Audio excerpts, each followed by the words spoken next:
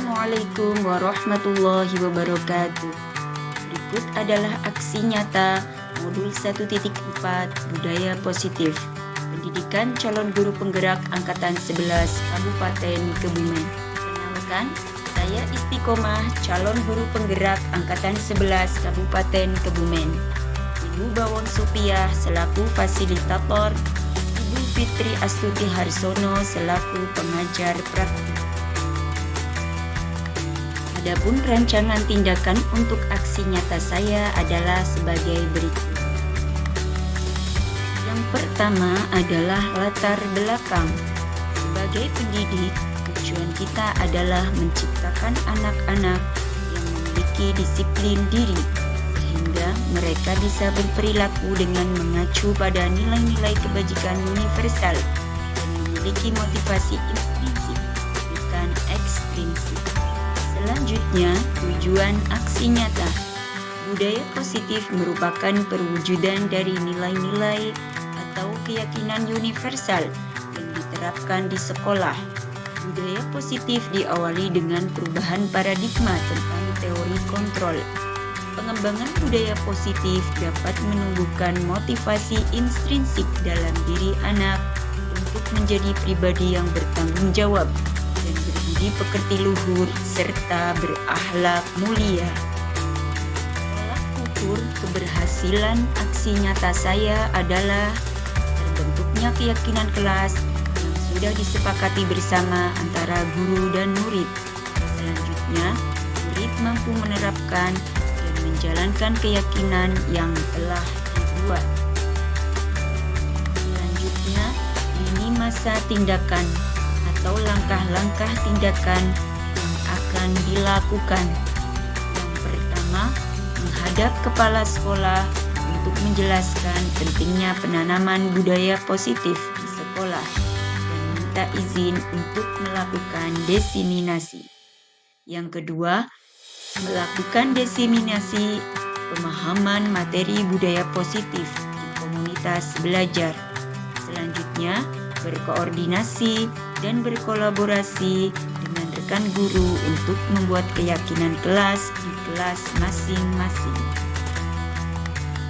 Adapun rencana tindak lanjut dari aksi nyata saya adalah pada setiap tahun pelajaran baru, saya akan membuat keyakinan kelas dan sebelum pembelajaran akan mengingatkan kembali kepada murid tentang keyakinan kelas yang telah disepakati bersama. Kemudian, dalam 5 posisi kontrol, saya akan memposisikan diri sebagai manajer.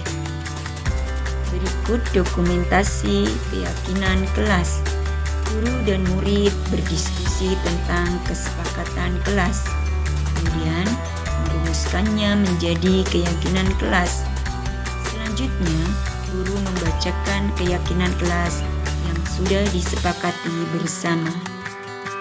Berikut ini merupakan kegiatan diseminasi mengenai pemahaman dan pengalaman dalam menerapkan budaya positif.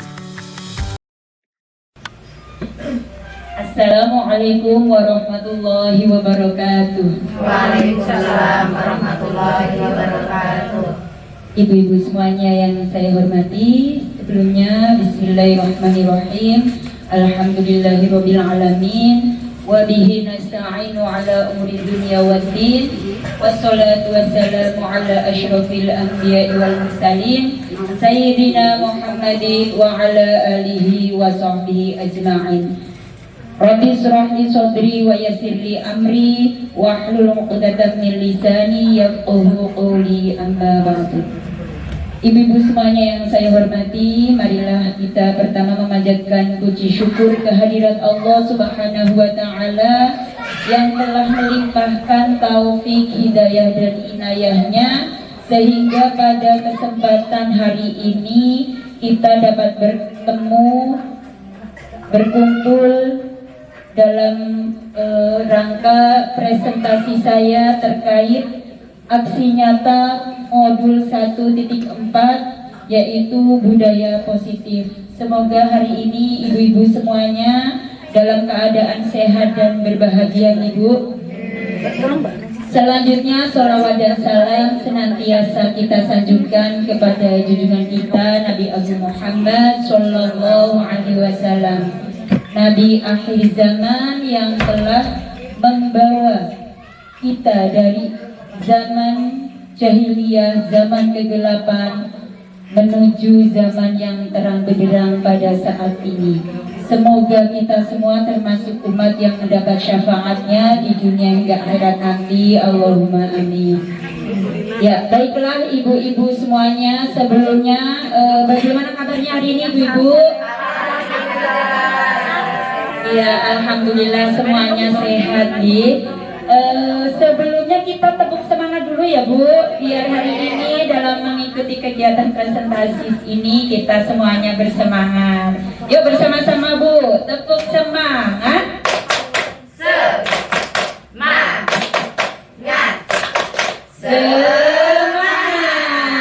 Alhamdulillah, terima kasih. Ya, next Bu Husnul. Ya, ibu-ibu semuanya, saya dari TK Muslimat NU 32 Nurul Hikmah, calon guru penggerak angkatan 11 Kabupaten Kebumen. Adapun fasilitator yaitu Ibu Bawon Supiah dan pengajar praktiknya Ibu Fitri Astuti Harsono. Untuk kesempatan kali ini saya akan mempresentasikan modul 1.4 yaitu tentang budaya positif. Next Bu Husnul. Aksi nyata modul 1.4 yaitu tentang budaya positif. Ya, untuk alur pembelajaran modul 1.4 ini diawali modul 1.1 Bu terlebih dahulu, yaitu tentang filosofi pemikiran Ki Hajar Dewantara. Dilanjutkan modul 1.2 yaitu tentang nilai dan peran guru penggerak, dan selanjutnya visi guru penggerak, dan modul 1.4 yaitu budaya positif. Ya, pertama kita tentang filosofis pemikiran Ki Hajar Dewantara. Ibu-ibu sudah sudah akrab dengan pemikiran Ki Hajar Dewantara, Ibu? Sudah pernah mendengar, Ge? Sudah, alhamdulillah, Ge. Pendidikan bertujuan untuk menuntun segala kodrat, yaitu kodrat alam dan zaman yang ada pada anak-anak agar mereka dapat mencapai keselamatan dan kebahagiaan yang setinggi-tingginya. Kemudian pendidikan harus berpihak pada murid sesuai dengan bakat, minat, dan kemampuan anak. Peran pendidik diibaratkan seorang petani atau tukang kebun yang tugasnya adalah merawat, Ibu, merawat sesuai dengan kebutuhan dari tanaman-tanaman tersebut agar tumbuh dan berbuah dengan baik. Tentu saja beda jenis tanaman, beda juga perlakuannya. Hal ini terkait dengan pemberian pembelajaran sesuai dengan kebutuhan dan karakteristik anak. Itu filosofis pemikiran menurut Ki Hajar Dewantara. Nah, dilanjutkan nilai-nilai dan peran guru penggerak. Seorang guru harus mampu memahami nilai-nilai dan perannya untuk menuntun murid-muridnya dalam pembelajaran, memaksimalkan perannya di lingkungan sekolah, mencapai keselamatan dan kebahagiaan, dan mampu menjadi teladan dan coach bagi guru lain. Ini adalah peran guru penggerak. Selanjutnya nilai-nilai guru penggerak itu yang pertama berpihak pada murid. Selanjutnya mandiri, yang ketiga reflektif, dan yang keempat kolaboratif, dan yang kelima adalah inovatif. Nilai-nilai guru penggerak yang pertama yaitu berpihak pada murid. Bagaimana kita memberikan pembelajaran yang berpihak pada murid, bukan berpihak pada guru. Jadi selama ini saya melakukan pembelajaran itu berpihak pada guru ternyata Ibu, tapi setelah mempelajari modul ini saya jadi tahu nilai-nilai guru penggerak berpihak pada murid. Jadi guru itu hanya sebagai penuntun kodrat alam dan kodrat zaman pada anak didik atau pada murid. Ya, jadi guru fungsinya bukan mentransfer ilmu gitu. Jadi guru itu menuntun kodrat yang ada pada murid. Nah, selanjutnya nilai guru penggerak yang kedua itu mandiri. Mandiri ini bagaimana, Bu? Mandiri itu bahwa guru itu bisa mengembangkan diri secara mandiri. Itu salah satu contohnya. Misalnya dengan mengikuti pelatihan-pelatihan ataupun seminar-seminar itu atas kemauan diri. Selanjutnya reflektif. Nilai guru penggerak yang ketiga yaitu reflektif. Reflektif itu di sini guru selalu melakukan refleksi ketika pembelajaran, ya.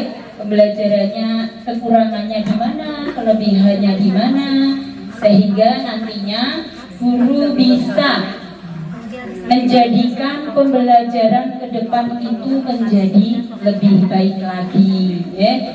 Nah, yang selanjutnya yaitu nilai guru penggerak kolaboratif. Kolaboratif di sini sebagai guru itu kita bersama-sama bekerja sama dengan warga sekolah, ada kepala sekolah, ada rekan-rekan guru dan juga wali murid, bahkan lingkungan masyarakat sekitar, Ibu, kita bersama-sama dalam pelaksanaan pembelajaran yang berpihak pada murid. Nah, selanjutnya yaitu inovatif. Inovatif di sini guru itu tidak harus membuat mencetuskan perubahan baru, tetapi ketika ada sesuatu yang sudah ada, kemudian guru tersebut merubah menjadi lebih baik, itu juga termasuk sudah inovatif. Dilanjutkan untuk peran guru penggerak. Yang pertama, peran guru penggerak menjadi pemimpin pembelajaran. Jadi tentunya semuanya kita sebagai guru harus menjadi pemimpin pembelajaran. Yang kedua, kepemimpinan murid. Yang ketiga, kolaborasi atau mendorong kolaborasi. Yang keempat, menjadi coach bagi guru lain. Dan yang kelima, menggerakkan komunitas praktisi. Jadi di dalam sebuah komunitas sekolah, kita sebagai guru penggerak itu menggerakkan komunitas praktisi. Nah, selanjutnya ini terkait dengan rumusan visi guru penggerak. Dalam hal ini tahapan Bagja sudah pernah dengar Bagja, Bu? Ya, sudah, alhamdulillah ya. Bagja itu terdiri dari hurufnya B, A, G, C, A. Ya, Bagja. B berarti itu buat pertanyaan. Yang A, ambil pelajaran. Kemudian yang G itu gali mimpi. Yang J, jabarkan rencana. A, atur eksekusi. Inquiry apresiatif, ini kaitannya Bagja. Kemudian kita juga terkait dengan inquiry apresiatif. Apa itu inquiry apresiatif? Inquiry apresiatif itu adalah suatu pendekatan berbasis kekuatan positif yang akan muncul di situ, kemudian muncul budaya positif. Dengan demikian, guru mempunyai tanggung jawab untuk menciptakan lingkungan yang positif, yang aman dan nyaman bagi anak-anak. Kondisi tersebut saling mendukung dan mampu bekerja sama, sehingga saling timbul kebiasaan yang baik di lingkungan sekolah. Mengakar dan sehingga kebiasaan baik menjadi karakter yang akan mengakar dan terbentuknya budaya positif yang dapat mendorong anak-anak untuk mampu berpikir, bertindak mandiri dan bertanggung jawab, berkolaborasi, kreatif, inovatif, dan banyak hal lain lagi yang positif terkait dengan terbentuknya budaya positif ini. Dalam mewujudkan suatu perubahan diperlukan sebuah visi, ya Ibu. Diperlukan juga langkah yang tepat dalam pelaksanaannya. Kemudian visi dapat terwujud dengan saling bekerja sama dengan seluruh warga sekolah. Oleh karena itu, diperlukan langkah konkret untuk menggunakan tahapan Bagja. Bisa Ibu-ibu lihat ya bersama, tadi ada tahapan Bagja untuk mewujudkan visi sekolah, visi guru ya. Nah, kita masuk pada budaya positif. Budaya positif ya. Kita bersama-sama Ibu, tentunya budaya positif itu kita harapkan dapat diimplementasikan di sekolah kita Ibu.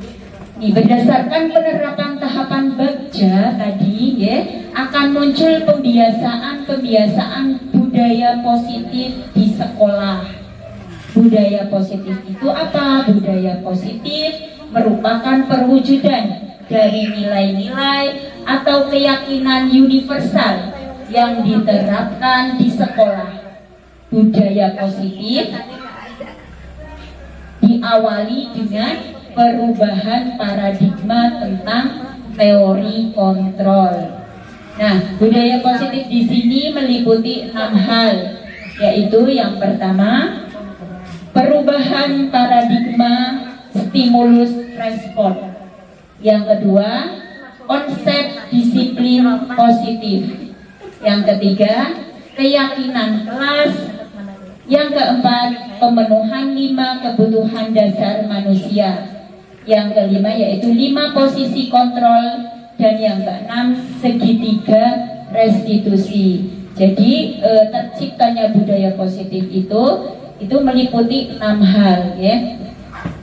Pengembangan budaya positif dapat menumbuhkan motivasi intrinsik dalam diri anak untuk menjadi pribadi yang bertanggung jawab dan berbudi pekerti luhur serta berakhlak mulia ya, sesuai dengan profil pelajar Pancasila ya Bu. Nah, coba Bu kita bersama-sama ya sebelumnya menyanyikan lagu pelajar Pancasila ya.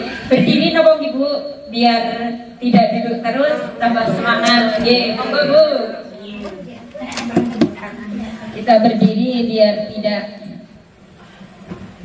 membosankan ya. Kita berdiri bersama menyanyikan lagu pelajar Pancasila. Monggo Bu. 1, 2, 3. Pelajar Pancasila beriman dan bertakwa pada Tuhan Yang Esa dan berakhlak mulia, berkebinekaan global, gotong royong mandiri, kreatif dan bernalar kritis. Sekali lagi Bu. Pelajar Pancasila beriman dan bertakwa pada Tuhan Yang Esa dan berakhlak mulia, berkebinekaan global, gotong royong mandiri, kreatif dan bernalar kritis. Terima kasih, silakan duduk kembali. Ya, kita lanjutkan Ibu, yaitu aksi nyata modul 1.4 budaya positif. Bagaimana menyebarkan pemahaman dan penerapan budaya positif di kelas dan di sekolah. Mari kita belajar bersama, berkolaborasi dan saling mendukung demi terciptanya budaya positif di kelas dan di sekolah kita masing-masing. Ya, Adapun konsep utama modul budaya positif itu yang pertama perubahan paradigma belajar, kemudian disiplin positif, kebutuhan dasar manusia, posisi kontrol, nilai kebajikan dan nilai keyakinan kelas, motivasi perilaku manusia, dan yang terakhir adalah segitiga restitusi. Oke, next Bu. Nah, yang pertama tadi apa Bu? Perubahan paradigma belajar. Ya, seorang guru adalah berani untuk berubah dan menciptakan perubahan. Ini kaitannya dengan tadi nilai guru penggerak, yaitu inovatif, Ibu.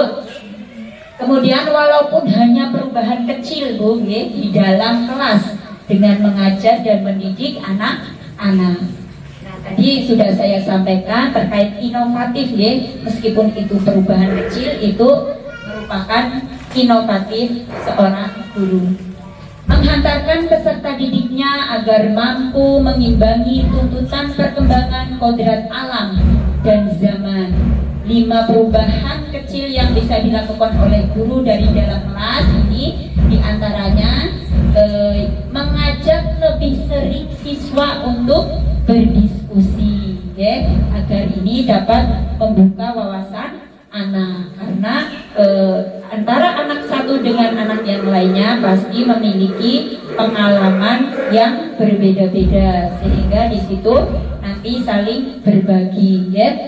Selanjutnya memberi ruang lebih luas ke siswa, memberikan ruang lebih luas ke siswa untuk berperan menjadi guru. Jadi di sini seperti tadi peran guru penggerak, ya, kepemimpinan murid, ya.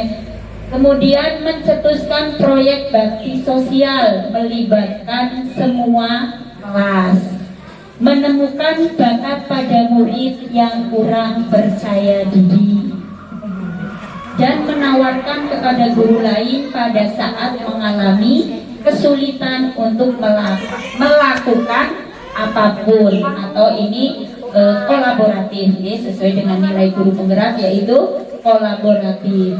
Nah, dalam paradigma baru pendidikan, tujuan pembelajaran bukan hanya untuk merubah perilaku siswa, tetapi ini untuk merubah karakter siswa agar menjadi siswa yang berakhlak mulia, siswa yang kecerdasannya tumbuh secara optimal. Oke, next. Ya, tadi yang kedua yaitu disiplin positif.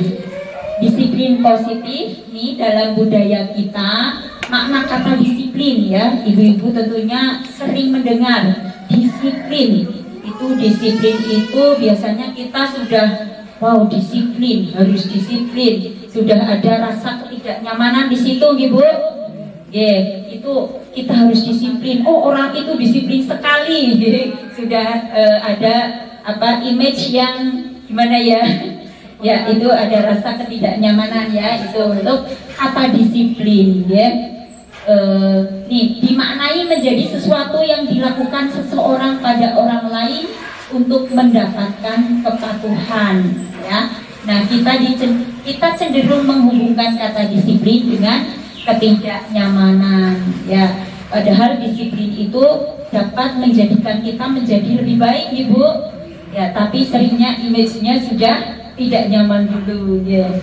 Nah, sebagai pendidik, tujuan kita adalah menciptakan anak-anak yang memiliki disiplin diri, sehingga mereka bisa berperilaku dengan mengacu pada nilai-nilai kebajikan universal dan memiliki motivasi intrinsik, bukan motivasi ekstrinsik. Jadi di sini anak-anak itu dalam melakukan kebajikan universal itu karena motivasi dari dalam diri anak itu sendiri, atau motivasi intrinsik, bukan karena itu loh nanti kalau tidak seperti itu nanti kamu tidak bisa ini itu seperti itu, ya.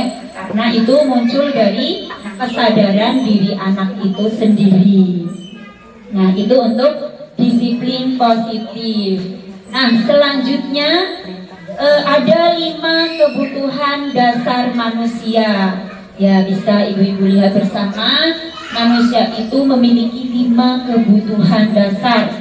Yang pertama itu kebutuhan untuk bertahan hidup. Yang kedua, kebutuhan akan kasih sayang dan rasa diterima. Kebutuhan untuk bisa diterima. Dan yang ketiga, kebutuhan akan penguasaan. Ini kebutuhan pengakuan atas kemampuannya.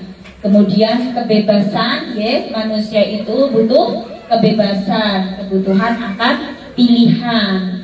Nah, yang kelima yaitu kebutuhan kesenangan, merupakan kebutuhan untuk merasa senang. Nah, inilah 5 kebutuhan dasar manusia.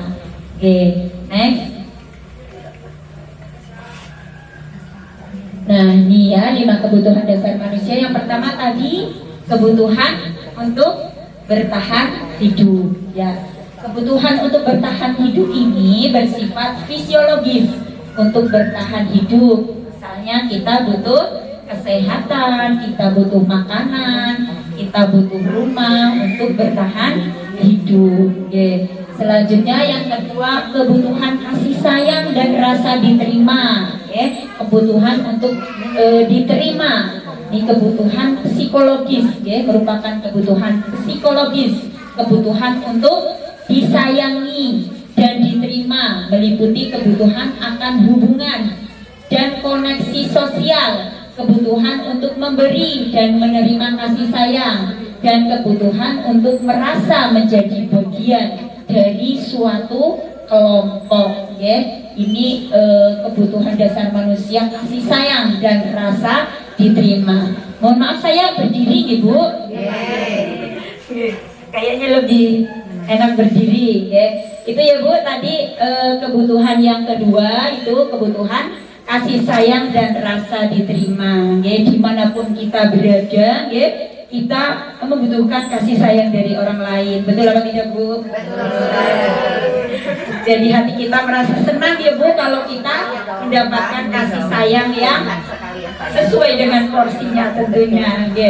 Kemudian yang ketiga yaitu penguasaan. Penguasaan itu merupakan kebutuhan pengakuan atas kemampuan yang dimiliki. Kebutuhan ini berhubungan dengan kekuatan untuk mencapai sesuatu, menjadi kompeten, menjadi terampil, diakui atas prestasinya dan keterampilan yang kita miliki, kemudian didengarkan, dan ini memunculkan bahwa kita memiliki rasa harga diri. Kita jadi merasa dihargai karena kebutuhan pengakuan atas kemampuan ini dapat tercukupi.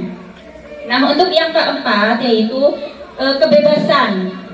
Kebebasan itu kebutuhan akan pilihan, kebutuhan akan kemandirian, otonomi, memiliki pilihan dan mampu mengendalikan arah hidup seseorang. Jadi, untuk kebutuhan dasar manusia kebebasan ini, setiap manusia itu memiliki kebebasan, misalnya dalam menentukan pilihan dan sebagainya.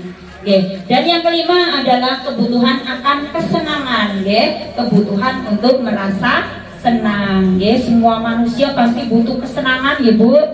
Meskipun tidak mungkin senang terus, tapi ada masa sulit, tapi indah akan datang pada waktunya, begitu Bu. Kebutuhan untuk mencari kesenangan, bermain dan tertawa. Bayangkan hidup tanpa kenikmatan apapun, sangat menyedihkan ya. Jadi manusia itu membutuhkan kesenangan untuk refresh kita, kita butuh senang, tertawa bersama-sama. Untuk selanjutnya itu tadi 5 dasar kebutuhan manusia, dan selanjutnya motivasi perilaku manusia.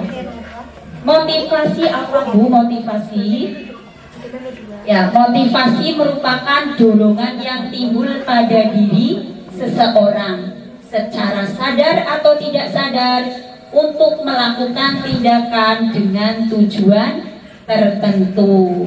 Nih, yang pertama ini untuk menghindari ketidaknyamanan atau hukuman. Murid melakukan disiplin diri karena ia takut dihukum.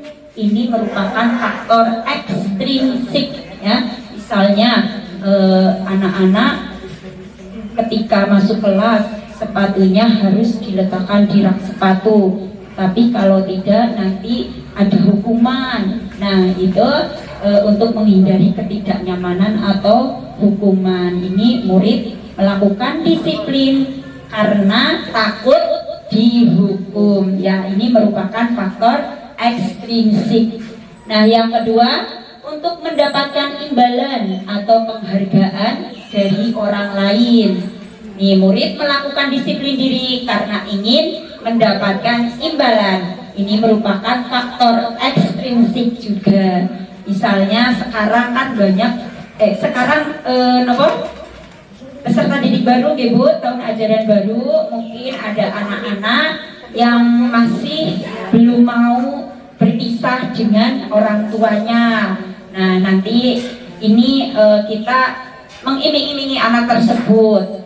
Nanti kalau ibu pulang, bu guru beri hadiah seperti itu. Jadi anak itu mau ditinggal oleh ibunya di sekolah atau mau berpisah dengan ibunya. Nah, ini merupakan disiplin diri yang dilakukan karena ada imbalan, merupakan faktor ekstrinsik. Karena ada azan, kita berhenti dulu, tidak apa-apa, ya? Break dulu, ya. Ada azan.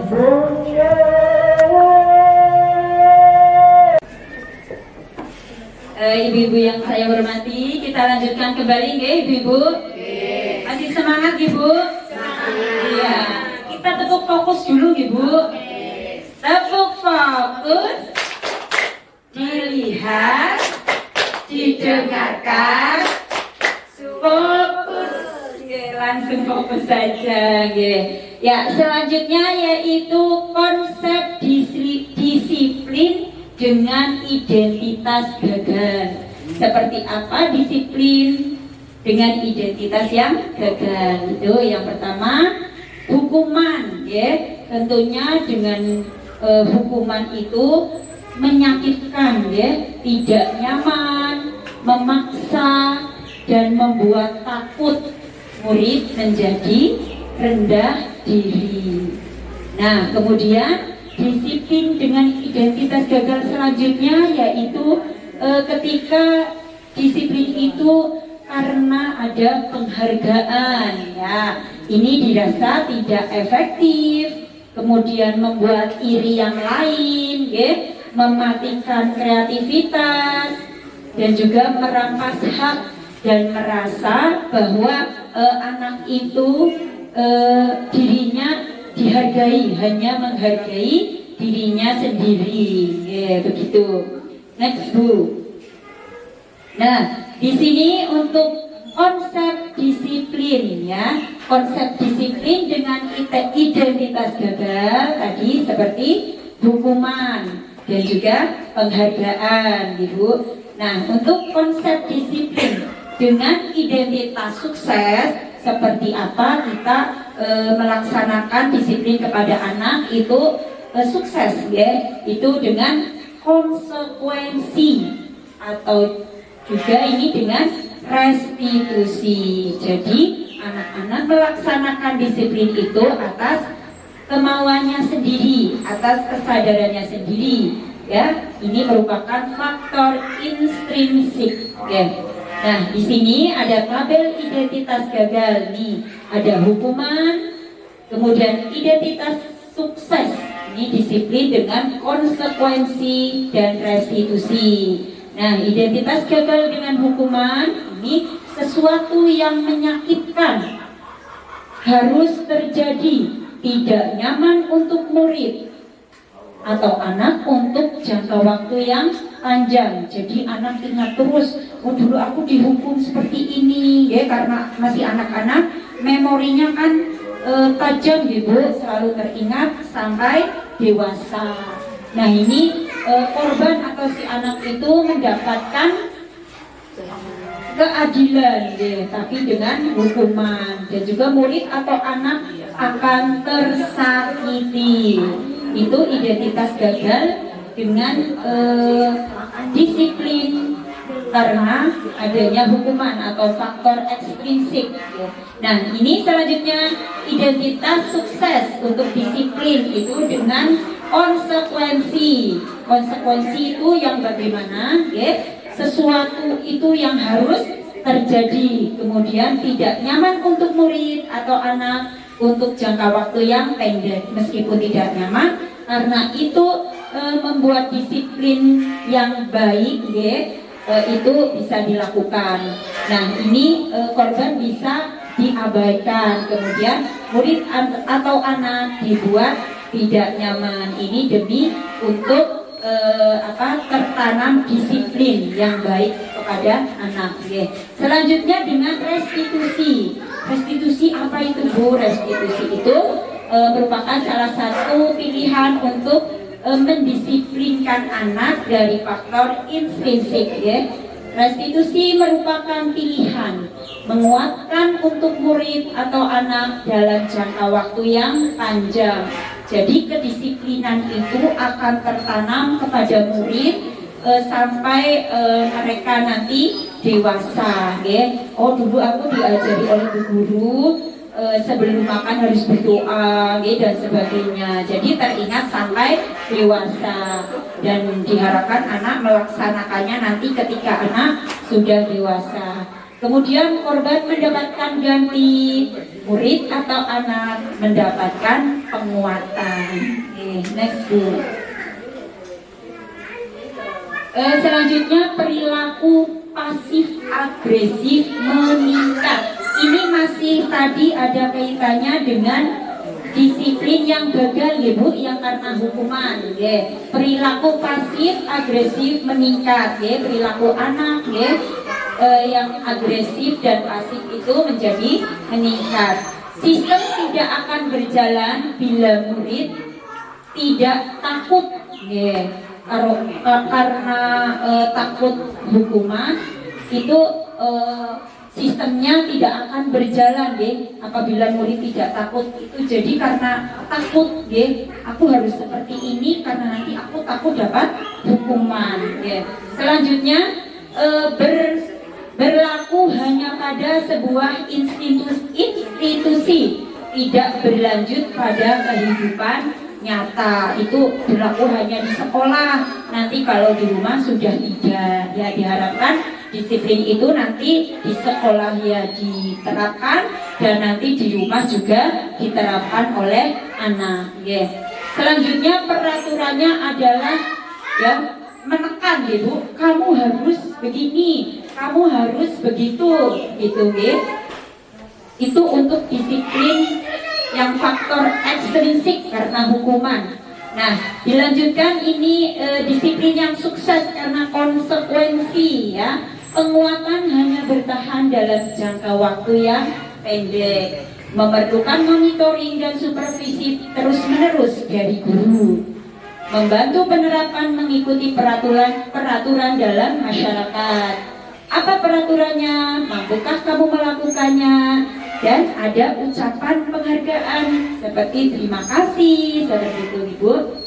Kemudian untuk restitusi, ya, disiplin sukses ini salah satunya dengan restitusi, yaitu masalah dapat terpecahkan. Murid belajar bertanggung jawab untuk perilakunya, kemudian fokus pada pemecahan masalah dalam jangka waktu yang panjang. Apa yang kamu yakini? Ya, dengan pertanyaan seperti itu, Ibu, apa yang biasa kamu lakukan untuk memperbaiki masalah ini? Yes, seperti itu. Next, Bu. Nah, ini masih lanjutannya, Bu, untuk disiplin gagal karena hukuman, ya. Perilaku agresif dan pasif meningkat. Ini yang tadi ya Bu. Sama. Next Bu. Ya ini untuk yang disiplin gagal ya Bu. Murid atau anak membenci peraturan ya. Jadi ini bisa membuat anak itu menjadi tidak disiplin karena ada hukumannya ya. Jadi anak itu membenci aturan. Nah, aturannya bermacam-macam, aku tidak mau seperti itu. Misalnya disuruh nanti ada untuk agar kompetensinya meningkat, anak itu karena sudah tertanam dari kecil disiplinnya karena ada hukuman, nantinya dia jadi membenci aturan, tidak mau kalau ada aturannya ya. Jadi anak-anak cenderung berbuat sesuka hatinya ya. Nah ini selanjutnya yang konsekuensi murid atau anak jadi menghormati aturan. Dan yang restitusi murid atau anak menghormati dirinya dan orang lain. Jadi tidak hanya menghormati dirinya sendiri. Nah ini ada hal yang negatif, netral dan positif. Kalau itu hukuman itu cenderungnya negatif. Kalau konsekuensi itu netral gitu. Terus kalau ini restitusi itu positif. Negatifnya apa? Awas kalau dilakukan lagi ya, nanti awas kamu. Jadi ada ancaman. Kemudian yang netral, lakukan apa yang saya katakan ya. Jadi tidak memihak siapapun, jadi netral. Nah yang positif, apakah hal ini yang sesungguhnya ingin kamu lakukan? Ya jadi anak diajak untuk terus berpikir kritis ya. Untuk yang negatif ini mode paksaan, mendorong untuk menyalahkan diri, konsep dirinya menjadi guru. Nih, untuk yang netral ada stimulus respon, mendorong kepatuhan dan konsep diri yang baik.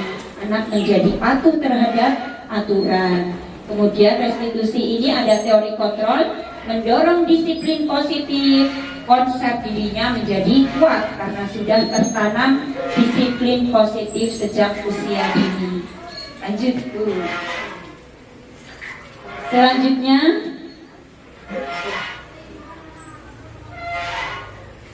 murid atau anak membenci peraturan. Ini masih yang tadi gitu. Ya. Nah, ini ada rumusan hukuman. Disiplin karena hukuman, tadi disiplin karena hukuman itu disiplin yang gagal ya. Dan disiplin konsekuensi restitusi itu adalah yang sukses. Nah ini yang pertama hukuman Ibu, murid atau anak belajar menyembunyikan kesalahannya ya. Tentunya ini membawa tidak baik pada diri anak karena anak itu menyembunyikan kesalahannya dan bisa juga anak nantinya menyalahkan orang lain ya. Kemudian mencoba mengontrol anak dengan perbuatan negatif atau membayar kesalahan dengan membayar kesalahan ya. Mencoba mengontrol anak dengan penguatan yang negatif ya. Misalnya nih tak bayar kamu nanti ngomongnya seperti ini itu untuk nanti ketika anak sudah dewasa jadi tertanam perilaku yang kurang baik. Kemudian dampak pada murid itu marah, merasa bersalah, anak menjadi rendah diri dan anak menjadi mengasingkan diri. Jadi rasa percaya diri anak menjadi menurun ya. Nah tiba-tiba tidak diharapkan atau sangat melukai, dibuat guru menyakitkan, guru menjalani konsekuensi dengan menyalahkan, mengkritik, menyindir, bahkan merendahkan. Oke, selanjutnya disiplin yang sukses. Konsekuensi, melalui konsekuensi murid atau anak belajar mentaati aturan, mencoba mengontrol anak dengan penguatan yang positif. Jadi anak melakukan kegiatan atau kontrol diri yang positif. Kehilangan hak, waktu jeda seorang diri, dan penahanan. Sudah diketahui dan masuk akal, kemudian dibuat oleh guru bersama dengan murid atau anak didik. Membantu guru menyatakan peraturan, melakukan peringatan, dan menerapkan konsekuensi. Tadi ketika dengan hukuman itu hanya dibuat oleh guru. Nah, ini konsekuensi itu dibuat oleh guru, murid atau anak, ya. Guru bersama dengan murid atau anak didik. Selanjutnya disiplin sukses dengan restitusi. Murid atau anak belajar memecahkan masalah. Jadi anak ini dapat memecahkan masalahnya, dengan disiplin melalui restitusi. Dan anak paham bahwa dirinya sendiri yang pegang kendali kontrol, ya. Jadi datang dari faktor intrinsik anak itu sendiri, kesadaran anak itu sendiri. Selanjutnya, murid atau anak tidak kehilangan waktu, namun bersemangat untuk memperbaiki diri. Karena itu datang dari hatinya sendiri, kesadarannya sendiri, sehingga anak memiliki kemauan untuk memperbaiki diri. Selanjutnya berupa undangan untuk mengadakan restitusi. Jadi semuanya ikut, berupa undangan untuk mengadakan restitusi. Dibuat oleh murid. Nah, ini dibuat oleh murid, Bu, atau anak, Tadi ketika konsekuensi oleh guru dan murid. Kalau restitusi itu dibuat oleh murid atau anak, sehingga anak itu nantinya yang pegang kendali kontrol terhadap disiplin tersebut. Kemudian menguatkan, guru menyebutkan keyakinan kelas, membimbing kerangka acuan berpikir restitusi murid atau anak. Next, Bu. Selanjutnya konsep disiplin melalui pendekatan restitusi. Tentunya Ibu tadi sudah ada gambaran, Bu, tentang restitusi. Nah, di sini pengertian restitusi. Restitusi merupakan proses menciptakan kondisi bagi murid untuk memperbaiki kesalahan mereka, sehingga mereka bisa kembali pada kelompok mereka dengan karakter yang lebih kuat. Ini berdasarkan menurut dosen pada tahun 2004. Nah, apa ciri-ciri restitusi? Yang pertama, bukan untuk menebus kesalahan, namun untuk belajar dari kesalahan. Selanjutnya, untuk memperbaiki hubungan. Terus, tawaran. Ini bukan paksaan, tapi tawaran. Menuntun untuk melihat ke dalam diri. Kemudian mencari kebutuhan dasar yang mendasari tindakan. Nah, fokusnya adalah pada karakter, bukan pada tindakan. Bukan hanya tindakannya saja, tapi nanti sudah menjadi karakter. Selanjutnya ini restitusi itu sangat menguatkan, Ibu, daripada tadi hukuman. Restitusi itu lebih menguatkan. Nah, restitusi itu fokus pada solusi, Jadi restitusi fokus pada solusi, bukan menyalahkan, Nah, di sini perbedaan contoh kasus siswa sering tidak mengerjakan kegiatan. Contohnya, misalnya ini dengan hukuman. Siswa tidak boleh masuk kelas sebelum kegiatan selesai dikerjakan, Siswa tidak boleh masuk kelas sebelum kegiatan selesai dikerjakan. Jadi kalau belum selesai tidak boleh masuk kelas. Guru marah, siswa menjadi takut. Itu kalau hukuman. Kemudian konsekuensi. Kalau dengan konsekuensi, siswa diberi konsekuensi mengerjakan pada saat jam istirahat, guru tegas, dan siswa menghormati peraturan.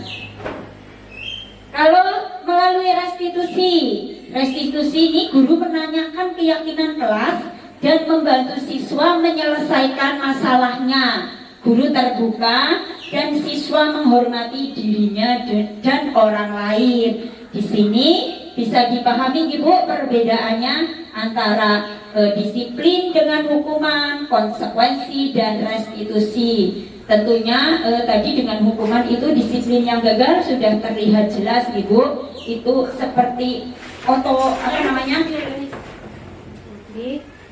seperti gurunya otoriter Ibu. Mohon maaf ini slide-nya. Minta tolong Bu dipasang sebelah sini lakbannya.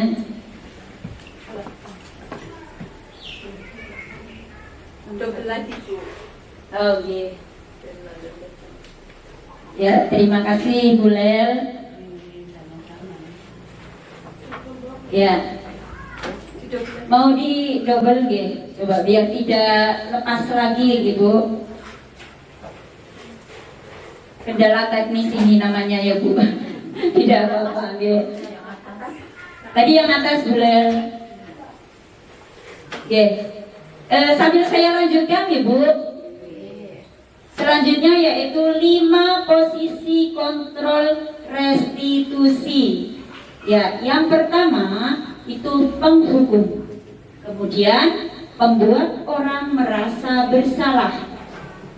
Kemudian teman, pemantau, dan manajer. Ini 5 posisi kontrol restitusi.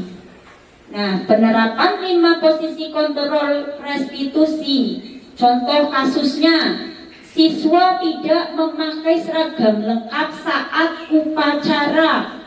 Nah, kalau sebagai penghukum yang tidak memakai seragam lengkap berdiri di depan barisan, ini sebagai penghukum. Hal ini mengakibatkan murid menjadi dendam, marah, malu tentunya Ibu, tidak suka dan dampak negatif lainnya ya. Itu sebagai penghukum. Kemudian yang kedua, membuat orang merasa bersalah. Berapa kali Pak Guru bilang sama kamu, Pak Guru kecewa sama kamu. Ya, jadikan anaknya merasa bersalah. Waduh, aku yang bersalah gara-gara aku, seperti itu Ibu. Akibatnya murid akan merasa bersalah, rendah diri, dan menarik diri dari lingkungan pergaulannya karena dia merasa bersalah, jadi malu untuk bersama-sama dengan temannya karena dia yang membuat kesalahan dan disalahkan ya. Ini posisi kontrol restitusi, pembuat orang bersalah. Dan yang ketiga, teman ya. Kita sebagai teman ya, ayolah yang tertib. Nah, kata-katanya seperti itu Bu, mengajak buat Pak Guru bangga. Ya, kali ini tidak apa-apa, ya. Kali ini tidak apa-apa, tidak memakai seragam lengkap. Apa kamu salah? Nah, dia murid diberi diberi pemikiran atau pandangan bahwa kamu bersalah apa tidak memakai seragam lengkap ketika upacara. Itu posisi kontrol restitusi sebagai teman. Nah, di sini tercipta hubungan yang akrab, namun menyebabkan murid tergantung pada satu orang atau ketergantungan, tidak mandiri dan tidak bisa berpikir untuk dirinya sendiri. Nah, selanjutnya posisi kontrol restitusi yang keempat sebagai pemantau. Seperti apa kata-katanya? Ya, kamu sudah melanggar apa peraturan? Kamu sudah melanggar apa peraturan dan konsekuensinya? Seperti itu, ya. Nah, di sini sebagai pemantau ini akibatnya murid mematuhi peraturan karena menghindari konsekuensi dan ingin mendapat reward atau penghargaan saja, bukan karena kesadaran diri atau bukan karena faktor intrinsik dari dalam diri anak. Nah, yang kelima itu posisi kontrol sebagai manajer, ya. Apakah kamu tahu kesalahanmu? Kira-kira apa kamu mau memperbaikinya? Nah, di sini ketika posisi kontrol restitusi sebagai manajer, tercipta murid menjadi mandiri, bertanggung jawab, dan dapat memecahkan masalahnya sendiri. Ya, baik Bu, jadi ketika kita tahu tadi 5 posisi kontrol restitusi, kira-kira kita sebagai guru itu baiknya posisinya yang mana ya Bu? Manajer.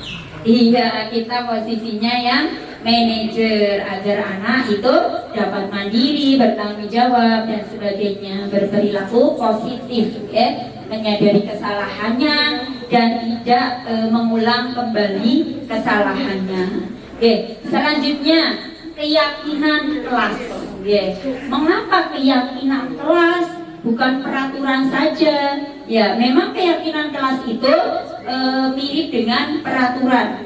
Tapi kenapa tidak peraturan kelas saja? Kita bunyikan keyakinan kelas, mengapa gitu?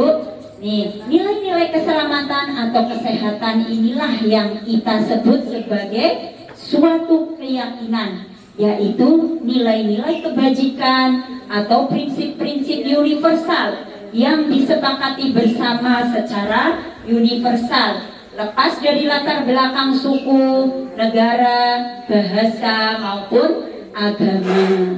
Nah, ini menurut dosen, suatu keyakinan akan lebih memotivasi seseorang dari dalam atau lebih memotivasi secara intrinsik dari dalam diri sendiri. Seseorang akan lebih tergerak dan bersemangat untuk menjalankan keyakinannya daripada hanya sekedar mengikuti serangkaian peraturan. Nah, mengapa keyakinan kelas ininya ya bukan peraturan kelas, ya begitu. Next Bu. Nah, ini adalah dokumentasi ketika guru membuat keyakinan kelas, ya, bersama-sama dengan murid. Guru membuat keyakinan kelas. Apa saja keyakinan kelas yang disepakati hari ini, ya? Misalnya berdoa dengan suara yang lembut, terus membuang sampah pada tempatnya, kemudian merapikan mainan setelah digunakan, ya? Itu keyakinan kelas yang sudah disepakati oleh anak-anak. Nah, itu yang pertama, berdiskusi tentang kesepakatan kelas dulu, ya. Kemudian setelah mendapatkan kesepakatan, merumuskan menjadi keyakinan kelas. Nah, guru di sini membacakan keyakinan kelas, dan guru itu juga telaten mengingatkan anak-anak tentang keyakinan kelas yang sudah disepakati. Nah, perlu kita ketahui bahwa kalimat dalam membuat keyakinan kelas itu hindari kata-kata tidak, hindari kata-kata jangan. Misalnya, jangan membuang sampah sembarangan. Itu bisa dengan kata lain Bu, kata yang lebih positif. Iya, apa Bu? Iya, membuang sampah di tempatnya. Ya, itu salah satu contohnya Ibu. Nah, selanjutnya bagaimana pembentukan keyakinan kelas?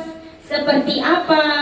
Yang pertama, lebih abstrak peraturan. Jadi ini bukan peraturan, ya, abstrak, peraturan yang abstrak, ya. Kemudian sedikit tapi lebih bermakna, berupa pernyataan universal dan merupakan kesepakatan warga sekolah. Nah, sesuai dengan kondisi kelas dan dibuat dalam bentuk yang positif. Seperti tadi saya sampaikan ya, hindari kata jangan, hindari kata tidak. Oke, next Bu. Ya, selanjutnya ini adalah segitiga restitusi, menstabilkan identitas, ya, kemudian validasi tindakan yang salah dan menyalahkan keyakinan. Untuk lebih memahaminya, kita bisa menyaksikan videonya.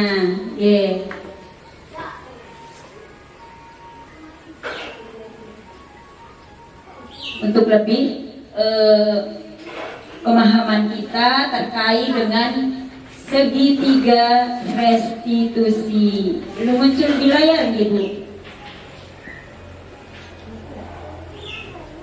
Padahal sudah tersambung ya. Ya tidak apa-apa, itu saja di-setelkan dulu, nggak apa-apa ya. Ini tentang penerapan segitiga restitusi. Ibu bisa Salam dan bahagia Ibu dan Bapak guru hebat. Pada video kali ini kita akan membahas tentang salah satu program disiplin positif yang diterapkan di lingkungan sekolah yang dikenal dengan nama restitusi.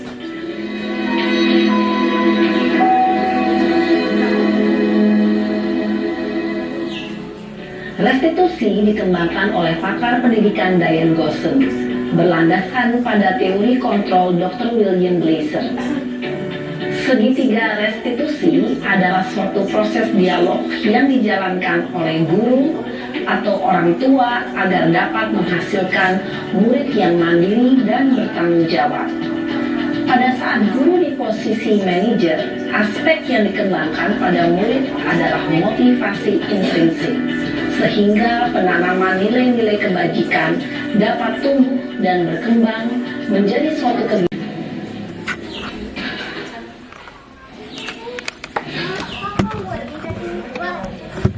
Siang Sarah. Siang Pak. Sudah lama nggak ketemu Sarah. Kenapa hari ini ada di sini? Kesel Pak, kesel banget. Masa aku dikatain tukang fitnah Pak? Ya aku marah lah. Aku balik ngatain Eka di depan kelas. Kesel banget. Oh begitu. Ya pasti kamu marah dan kesal. Bapak juga akan marah apabila ada yang menuduh Bapak seperti itu. Kemudian pada saat itu kamu mau melakukan apa? Ya saya langsung ngatain Eka lah Pak. Kesel banget. Saya bentak-bentak dia depan teman-teman lain. Oh begitu. Pasti kamu melakukan seperti itu karena suatu alasan tertentu bukan? Iyalah, masa saya diam saja Pak? Ya saya bela diri lah. Masa saya dituduh tukang fitnah? Ya wajarlah. Mempertahankan harga diri itu sesuatu yang penting buat kamu. Untung kamu tidak bertindak lebih gegabah lagi. Hanya membentak-bentak. Iya Pak. Untung saya masih bersabar dan hanya membentak saja. Sudah gemes padahal. Saya pasti bela diri lah. Ya pasti ya. Tapi kamu memilih untuk tetap bertahan dan bersabar. Kamu memilih untuk tidak berbuat lebih parah lagi bukan? Iya.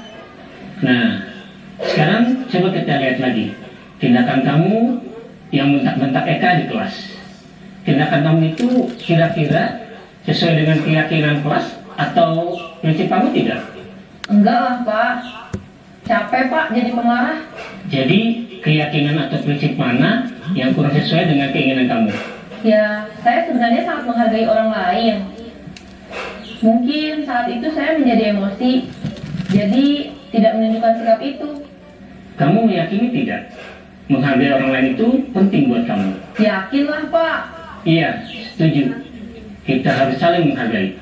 Namun, ada juga keyakinan yang kita sepakati yang perlu kita jalankan apabila kita sedang marah, bukan? Ya, saya bisa lebih proaktif, mulai dengan diri sendiri. Saya bisa jadi lebih bersabar, mengambil waktu jeda untuk berpikir mau apa selanjutnya. Kira-kira kamu bersedia memperbaiki masalah ini tidak? Bersedia Pak. Kalau kamu memperbaiki masalah ini, kamu akan menjadi orang seperti apa? Saya akan menjadi orang yang bertanggung jawab kali ya Pak, dan senantiasa proaktif. Iya, menurut kamu bagaimana rasanya menjadi orang seperti itu? Ya nyaman lah, bangga bisa bersabar dan menahan diri. Baiklah kalau begitu. Yuk kita pikirkan bagaimana memperbaiki masalah ini.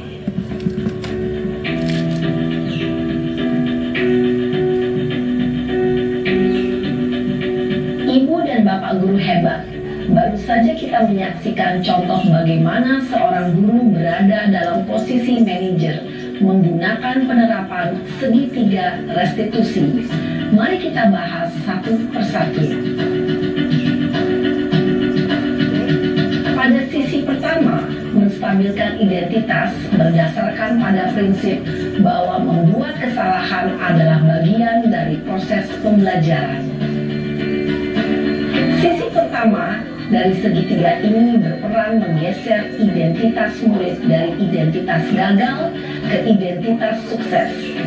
Murid yang sedang bertingkah laku yang tidak pantas atau menarik diri saat itu sedang mengalami identitas gagal. Bila kita mengkritiknya, maka posisinya tidak akan berubah.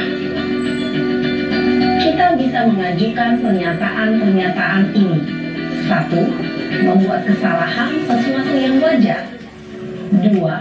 Manusia tidak ada yang sempurna. 3. Kita bisa memperbaiki masalah ini. 4. Saya tidak menanyakan kesalahannya. Saya lebih fokus bagaimana memperbaiki masalah ini. 5. Apakah saat ini kamu tengah menjadi orang yang baik untuk dirimu sendiri? Pada sisi kedua, validasi tindakan yang salah berlandaskan pada prinsip bahwa setiap perilaku berupaya memenuhi suatu kebutuhan tertentu. Guru yang telah memahami teori kontrol akan bergeser dari pemikiran stimulus respon menjadi proaktif dan mencoba untuk mengenali tujuan dari perilaku murid. Mengenali dan mengakui kebutuhan murid ini dapat memperbaiki hubungan dengan murid tersebut. Pernyataan atau pertanyaan bisa disampaikan dengan nada suara tidak menghakimi atau memojokkan, sehingga dapat mengembalikan murid pada posisi positif. 1. Kamu bisa saja bertindak lebih gegabah lagi dari ini. 2. Kamu bukan melakukannya tanpa suatu alasan tertentu. 3. Kamu melakukannya karena mempertahankan sesuatu yang penting bagimu. 4. Mungkin kamu bisa mempelajari suatu perilaku baru yang lebih efektif. Bersediakah kamu mempelajarinya? Selanjutnya, kita akan simak sisi terakhir, yaitu menanyakan keyakinan. Teori kontrol menyatakan bahwa pada dasarnya kita termotivasi secara intrinsik. Pada saat perilaku yang salah telah divalidasi dan identitas sukses telah stabil, maka murid telah siap mengaitkan keyakinan-keyakinannya dengan tindakannya yang salah dan pemikirannya telah bergeser ingin menjadi orang yang dituju. Pertanyaan-pertanyaan ini dapat mengaitkan keyakinan-keyakinan yang dianut murid. 1. Sebagai keluarga atau kelas, apa yang kita yakini? 2. Nilai-nilai apa yang telah kita sepakati? 3. Seperti apa gambaran sebuah kelas yang ideal bagi kamu? 4. Kamu ingin menjadi orang seperti apa?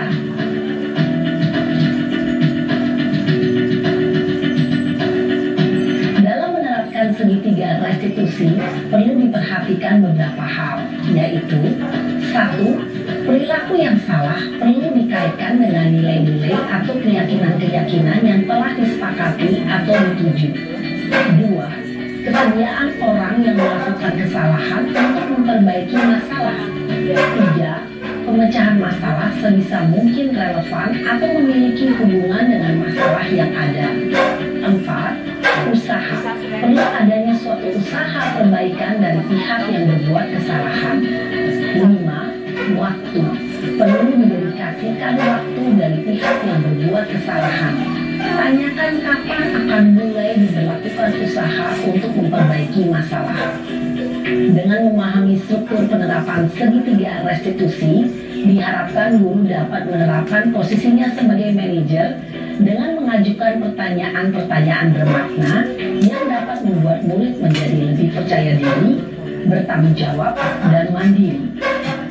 Nah, ibu bapak guru perlu tidaknya mengikuti ketiga tahapan dalam segitiga restitusi bergantung pada ringan beratnya suatu permasalahan. Misalnya, bila permasalahan tersebut ringan, maka tidak perlu dijalankan secara berurutan. Bahkan bisa semudah menanyakan apa keyakinan yang kita sepakati. Dengan menjalankan segitiga restitusi, dengan mengajukan pertanyaan-pertanyaan bermakna, diharapkan murid menjadi lebih kuat secara pribadi, dapat membuka wawasan murid agar dapat menyelesaikan permasalahannya sendiri, semakin percaya diri, mandiri, dan merdeka. Salam dan bahagia, ibu bapak guru hebat.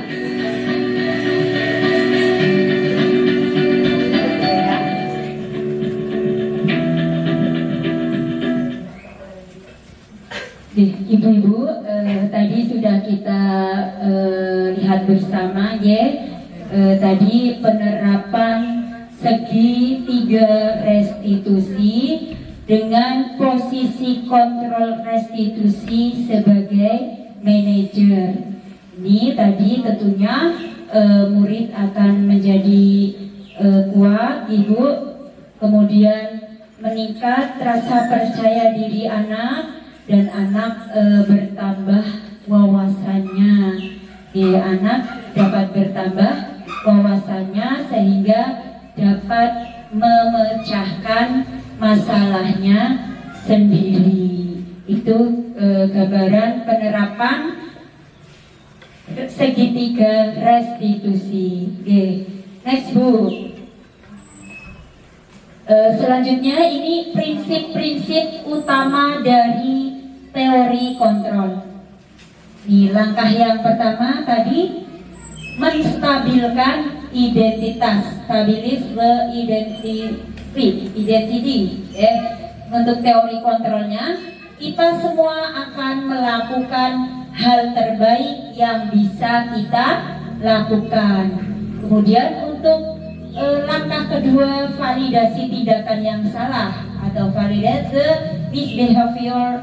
Itu teori kontrolnya. Semua perilaku memiliki alasan mengapa anak berbuat seperti itu, begitu ya. Kemudian langkah yang ketiga, menanyakan keyakinan, seek the belief ya. Teori kontrolnya, kita semua memiliki motivasi internal, motivasi yang datang dari dalam diri kita, kesadaran diri kita. Next Bu. Dalam penerapan program disiplin positif, guru hendaknya memiliki standar kepribadian, profesional, dan standar sosial yang baik, di mana guru berefleksi pada posisi kontrolnya saat ini. Bagaimana perjalanan dirinya sebagai seorang among, ya, sebagai seorang manajer untuk menuntun murid-muridnya menjadi insan yang mandiri, merdeka, dan bertanggung jawab. Ini standar pendidikan nasional. Next Bu. Terima kasih ya Bu. Itu presentasi saya terkait budaya positif dalam menjalankan aksi nyata ya, modul 1.4 budaya positif. Nah, untuk akhir presentasi kita refresh nih Bu, monggo semuanya berdiri Bu sebelum kita tutup nih. Kita bermain dulu nih Bu, biar nanti sampai rumah sudah fresh. Nah, kita bermain ketika kita ingat waktu kecil Bu, kita bermain tembak-tembakan. Pernah Bu bermain tembak-tembakan? Ya. Oh pakai apa Bu? Saya pakai peni. Hari ini kita bermain tembak-tembakan lagi. Nah, aturannya begini Bu. Nanti saya menembak misalnya salah satu kalian ya, saya tembak. Misalnya Bu Eka saya tembak, maka sampingnya Bu Eka kan ada Bu Yati dan Bu Iha. Nanti bisa dengan namanya atau dengan Bu, begitu? Apa namanya? Langsung namanya atau Bu Iha? Bu Yati seperti itu ya. Jadi nanti ketika saya menembak Bu Eka, Bu Yati dan Bu Iha cepet-cepetan nembak sampingnya Bu Eka. Berarti Bu Iha nembak Bu Yati sambil menyebutkan namanya Bu Yati seperti itu. Begitu Bu? Bisa dipahami Bu? Siap. Bisa? Bisa. Ya. Yang lain bagaimana bisa dipahami ya? Misalnya saya menembak Bu Atun. Berarti berarti ke Bu Tara menembak Bu Tasrifah, tapi disebutkan namanya. Yang paling cepat menyebutkan namanya dan itu benar, nanti boleh duduk. Jadi boleh pulang. Oke, begitu ya Bu. Sudah siap Bu? Siap. Oke. Bu Sugi. Bu Fatimah. Iya.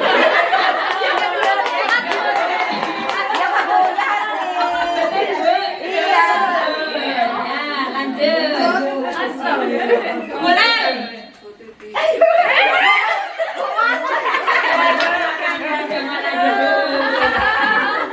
Bu Iha.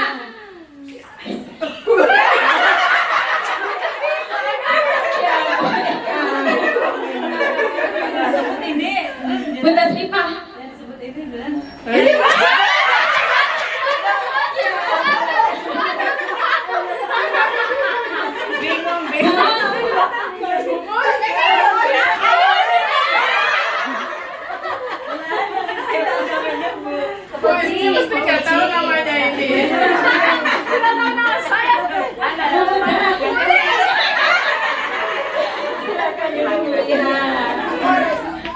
Bu Puji.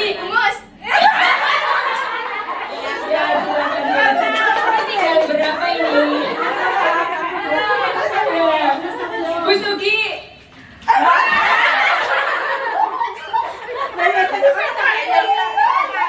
Tas dulu atau pemuda dulu tadi?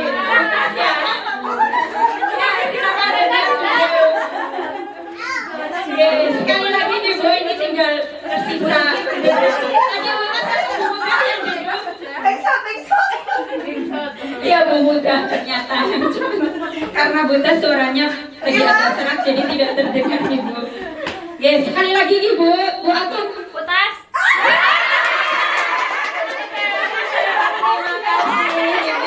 Silakan duduk semuanya.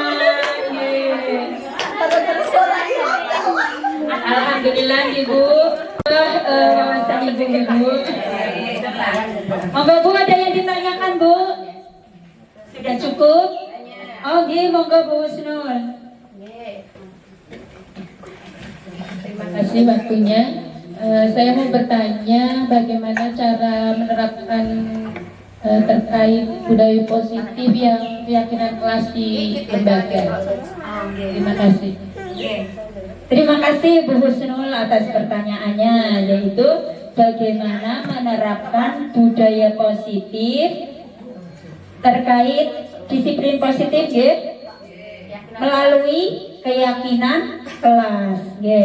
Tadi ya, untuk keyakinan kelas itu dibuat bersama dengan anak-anak ya. Jadi kita di kelas itu sebelum kita membuat keyakinan, kita mendiskusikannya dulu bersama-sama dengan anak-anak. Ya, bagaimana pembelajaran kita hari ini, apa yang harus dipatuhi dan apa yang harus dijalankan, ya. Membuat keyakinan bersama seperti tadi saya contohkan, ya. Misalnya membuang sampah pada tempatnya, kemudian merapikan mainan setelah digunakan dan sebagainya. Jadi itu didiskusikan dulu bersama dengan anak-anak, kemudian kita menggali menggali ide dari anak. Anak hari ini mau seperti apa? Seperti itu, nggih. Tentunya hal-hal yang positif terkait dengan kegiatan hari itu, nggih. Setelah didiskusikan bersama dengan anak, kemudian disepakati bersama dengan anak-anak, selanjutnya adalah membuat keyakinan kelas yang harus dipatuhi. Dan kemudian apabila sudah terbuat keyakinan kelas, kemudian guru membacakan keyakinan kelas apa yang sudah disepakati dan harus dijalankan bersama, okay? Dan juga guru itu harus sering-sering mengingatkan kepada anak-anak, ya, agar anak-anak selalu, oh iya, tadi kan sudah disepakati, tidak seperti ini, membuang sampah pada tempatnya, terus perhatikan mainan setelah digunakan dan sebagainya. Begitu Bu Husnul. Ya, terima kasih. Masih, monggo. Tolong dong. Bukan Bisa kesini. Kesepakatan keyakinan kelas. Bagaimana? Kesepakatan tentang keyakinan kelas. Tadi saya sekilas mendengarkan aturan itu kan disepakati. Setelah sepakat itu menjadi keyakinan, atau ada keyakinan sendiri dan kesepakatan sendiri gitu. Maksudnya tolong dijelaskan. Oh, maksudnya itu Kesepakatan dan keyakinan itu apa saja? bedanya antara kesepakatan dan keyakinan. Oh iya, baiklah. Tadi yang telah dimunculkan ide anak, ya, misalnya itu kesepakatan tentang membuang sampah pada tempatnya. Jadi tahapannya itu membuat kesepakatan dulu bersama dengan anak. Anak-anak, kira-kira hari ini kita mau seperti apa hari ini? Kita belajar yang bagaimana agar kegiatan pembelajaran hari ini dapat berjalan dengan lancar. Jadi itu nanti disepakati dulu, kesepakatan, ya. Tadi kesepakatan dan keyakinan. Jadi lebih dulu kesepakatan, disepakati dulu bersama. Setelah jadi kesepakatan bersama, kemudian kita jadikan menjadi keyakinan kelas yang harus dijalankan bersama. Begitu Bu Tasrifah. Jadi aturan. Ya, tadi keyakinan kelas itu ya mirip dengan sebuah aturan, tapi bunyinya bukan peraturan, ya, bukan aturan. Kalau aturan cenderung bagaimana, ya, lebih mengikat, ya. Dan sepertinya kalau aturan kalau tidak dijalankan itu ada hukumannya, begitu, Bu. Tapi ketika kita dengan bahasa keyakinan kelas itu kita jalankan bersama, lebih enjoy, begitu, nama Ibu. Seperti itu Bu Tasrifah. Tadi kan ada disiplin itu, hukuman bisa konsekuensi. Iya. Kemudian restitusi, ya, betul. Ya, jadi Mas, saya kan kesepakatan keyakinan, oke deh. Kalau tertentu itu menjadi kesepakatan menjadi keyakinan. Ya sudah. Iya, begitu.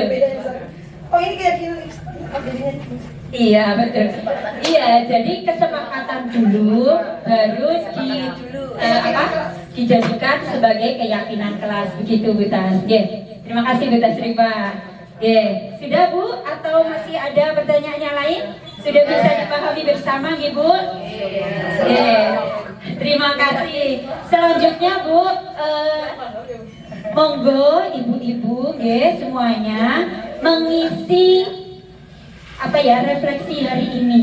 Setelah ibu-ibu mengikuti presentasi tentang budaya positif tadi, apa yang ibu rasakan dan apa yang ibu dapatkan dituliskan di sticky note, dituliskan di sticky note, ya, apa yang ibu-ibu rasakan hari ini presentasi bersama dengan saya, ya, dan apa yang ibu dapatkan hari ini.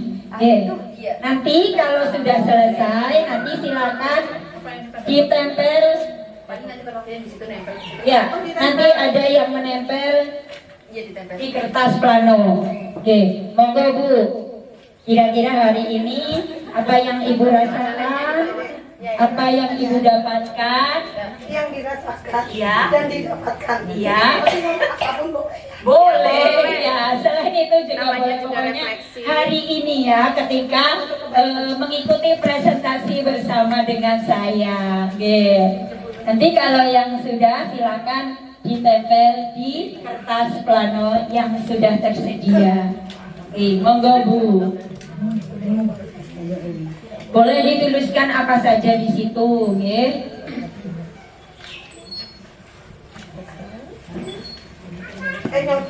Sudah Bu Tasrifa, silakan.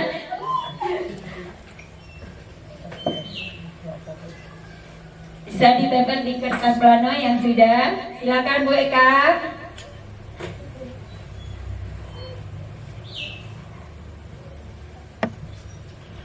Ya, terima kasih Bu Eka.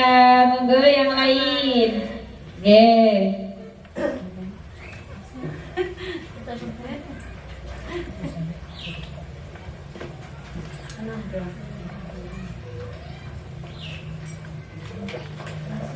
Monggo Bu, ya.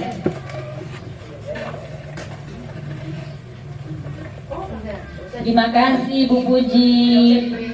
Ya, tidak diberi nama, tidak apa-apa. Oke. Apa tulisannya ya? Terima kasih Bu Husnul, Bunda Malang, Bu Atun. Terima kasih Bu Iha. Ada telepon sampai depan gede-gede. Monggo Bu Tasrifa. Dibacain nggak sih? Ya, nanti kita silakan. Tulisannya di paling apa ya? Ketahuan tulisanku. Terima kasih. Biarin aja. Ya, sudah nggih semuanya? Belum ini. Oh ya, monggo. Yang belum. Biarin nanti itu untuk refleksi pembelajaran kita semua. Iya. Iya, betul sekali. Untuk refleksi kita semua pada hari ini. Semua. Untuk semuanya. Jangan tulisanku. Oh, gini. Terima kasih. Bu.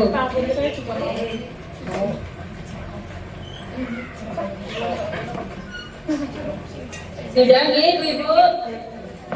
Untuk refleksi hari ini, ya, ini menjadi tahu tentang budaya positif, ya. Terima kasih, semangat, ya. Kemudian terima kasih atas ilmunya, jadi paham tentang keyakinan kelas, ya. Menjadi tahu cara menerapkan budaya positif di sekolah, alhamdulillah, ya. Saya jadi lebih mendapatkan ilmu untuk menerapkan ke anak didik berkaitan dengan kesepakatan, keyakinan yang harus diterapkan di dalam kelas. Sepertinya ini terkait dengan mendapat tambahan ilmu gitu tentang budaya positif. Alhamdulillah semuanya. Tepuk tangan untuk kita semua. Ya. Buku boleh dibacakan loh. Oh iya, belum. Oke, iya. Ini ada yang lain dari yang lain, Bu. Kita jadi dapat ilmu baru, ya. Kemudian kita semua harus lebih lagi membaca pengucapan atau cara membaca bahasa Inggris yang benar. Ternyata kita bahasa Indonesia harus belajar lagi, itu terutama. Oh iya, terima kasih Bu Tasrifa sudah diingatkan, terima kasih sekali. Oh iya Bu, kemudian ini satu lagi, hari ini menjadi tambah ilmunya tentang budaya positif. Tepuk tangan untuk kita semuanya. Alhamdulillah Bu, hari ini saya sudah melaksanakan presentasi modul 1.4, presentasi aksi nyata modul 1.4 budaya positif. Dari saya mohon maaf apabila dalam menyampaikannya banyak kekurangan dan kekeliruan saya mohon maaf yang setulus-tulusnya. Terima kasih kepada semua ibu-ibu yang sudah menyempatkan waktunya, Ibu. Barakallah, semoga menjadi amal ibu-ibu semuanya karena sudah menyempatkan waktunya, dan semoga presentasi saya ini membawa manfaat untuk kita semuanya. Amin amin ya robbal alamin. Terima kasih dari saya. Wassalamualaikum warahmatullahi wabarakatuh. Waalaikumsalam warahmatullahi wabarakatuh.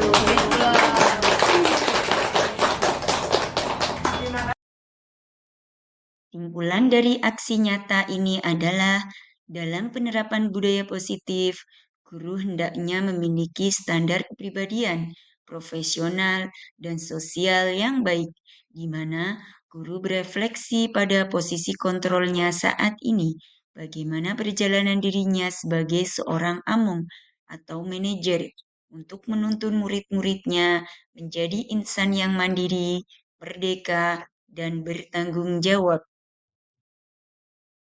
Demikian aksi nyata modul 1.4 budaya positif. Semoga bermanfaat. Terima kasih. Salam guru penggerak. Guru bergerak, Indonesia maju.